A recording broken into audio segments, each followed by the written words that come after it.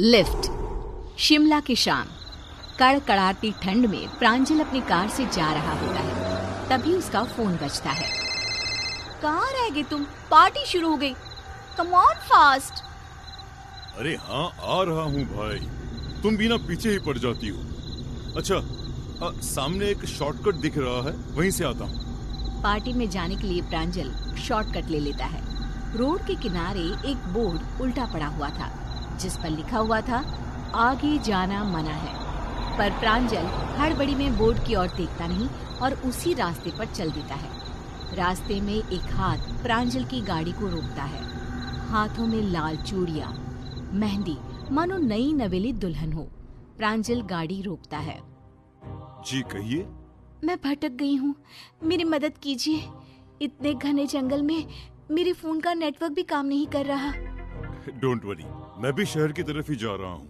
मैं आपको ड्रॉप कर देता हूँ। वैसे इतने घने जंगल में इस हालत में आप, लगता है कि आपकी नई नई शादी हुई है। बहुत ठंड है, गाड़ी के अंदर आकर बात कर सकती हूँ?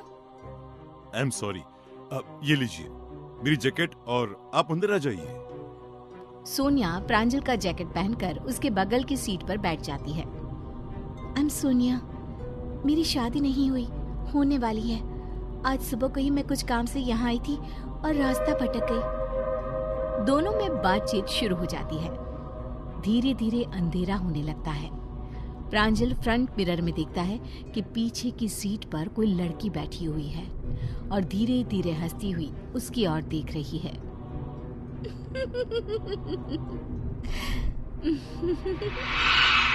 प्रांजल हड़बड़ाकर पीछे देखता है, पर पीछे कोई भी नहीं होता है। होती है तो एक लाल रंग की चुनरी जो सीट पर रखी हुई होती है। क्या हुआ प्रांजल, तुम डर क्यों गए? अब मुझे लगा कि पीछे कोई है, कोई लड़की। ये चुनरी किसकी है? तुम्हारी है क्या? नहीं, मैं चुनरी का क्या करूंगा, किसी लड़की की लगती है। सोनिया पीछे की सीट से चुनरी को उठाती है। चुनरी खून से सनी हुई थी। ओह गॉड, इस पर तो खून लगा हुआ है। तुम्हारे साथ कोई लड़की थी क्या गाड़ी में? नहीं नहीं, अरे तुम ये क्या कर रही हो? अभी तक तो ये चुनरी यहाँ थी ही नहीं, और ये जंगल है कि खत्म होने का नाम ही नहीं ले रहा। 2 घंटे से हम अंदर घूम रहे हैं। यहाँ छोटा रास्ता है, अब लगता है हम भटक गए हैं। दोनों जंगल में बुरी तरह भटक जाते हैं। गाड़ी चलाते चलाते अचानक प्रांजल को एक खोपड़ी अपनी गाड़ी के आगे लटकती हुई दिखाई देती है, जिसके कारण उसका बैलेंस गड़बड़ा जाता है और गाड़ी एक पेड़ से टकराकर बुरी तरह डैमेज हो जाती है। दोनों कार से उतरते हैं। अब क्या करेंगे? रात होती जा रही है। ऐसे सुनसान जंगल में इस तरह हमारा रहना खतरे से खाली नहीं है। वो देखो, एक रोशनी दिखाई दे रही है, शायद किसी का घर हो। चलो ना वहीं चलते हैं। दोनों रोशनी की तरफ जाते हैं। वहाँ एक बड़ी सी हवेली होती है। देखने में लगता है कई सालों से बंद हो।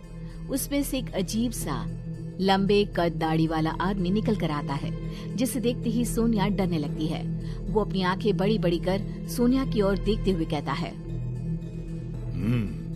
लगता है भटक गए हो। ये जंगल है ही ऐसा, यहाँ अक्सर लोग भटक जाते हैं। कई साल पहले इस हवेली के मालकिन की बेटी भी भटक गई थी। कैसा अजीब आदमी है ये। इस जंगल से बाहर निकलने का कोई रास्ता बता सकते हैं आप? इस जंगल से कभी कोई बाहर गया है भला? अब क्या मतलब? अरे मैं तो मजाक कर रहा था। रात भर यहाँ पर ही ठहर जाइए, सुबह ही जंगल से बाहर निकला जा सकता है। प्रांजल और सोनिया हवेली के अंदर जाते हैं। अंदर एक चेयर पर उन्हें शादी का जोड़ा खून में लिपटा हुआ दिखता है। इसी जोड़े का दुपट्टा तुम्हारी कार में था ना प्रांजल? ये सब क्या हो रहा है? कहाँ फंस गए हैं हम? तभी प्रांजल को ऐसा लगता है कि उसके पीछे से एक साया लाल जोड़े में एक झटके में पार हुआ हो और उसके पीछे मुड़ते ही पूरी हवेली पायल की गूंज से चहक उठती है। प्रांजल अपने आसपास देखता है, पर सोनिया कहीं नहीं होती। वो मानो अचानक ही अदृश्य हो गई है। उसे ढूंढता हुआ प्रांजल महल के बाकी हिस्सों में जाता है। तभी दीवार पर उसे खून रिसता हुआ दिखता है। ये दीवार से क्या रिस रहा है? अरे ये तो खून है।